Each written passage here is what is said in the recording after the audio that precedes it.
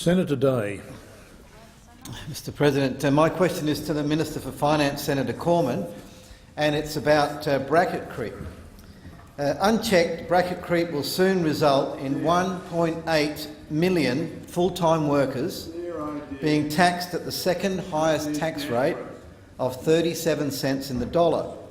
Over the next decade, single-income families will pay 60% more in income tax.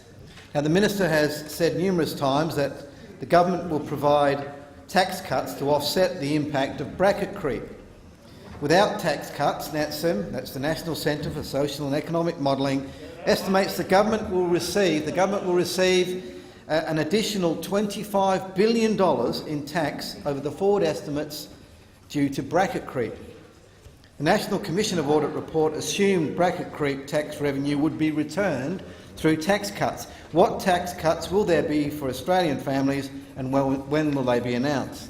Minister for Finance, Senator Cormann. Thank you very much, Mr President. I thank Senator Day for that question. And the government is committed to lower income taxes to adjust for bracket creep. And I would refer Senator Day to the budget papers, where we actually disclose that very transparently. In particular, budget paper 1-1, and I also would refer you to budget paper, the same budget paper 3-6 and the chart 1 on 7-6.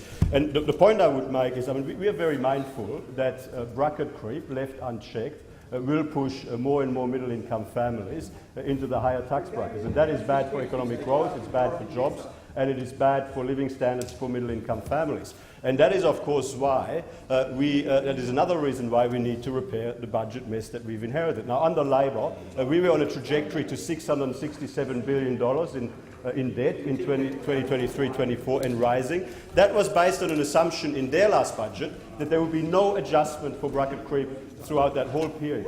If there had been adjustment for bracket creep through that period, that debt figure would actually be $748 billion and rising. And of course, if I refer you in particular to the high-level statement in the budget overview, with the changes in our budget, debt would be $389 billion in a decade, $277 billion lower than the projection of $667 billion at MAIFO, and assuming future tax relief. There is more detail on that in the budget, but of course the important point here is, Mr President, for the government to be able to deliver on this, for the government to be able to provide tax relief for middle-income families, we need to be able to get the structural savings reforms through the Parliament.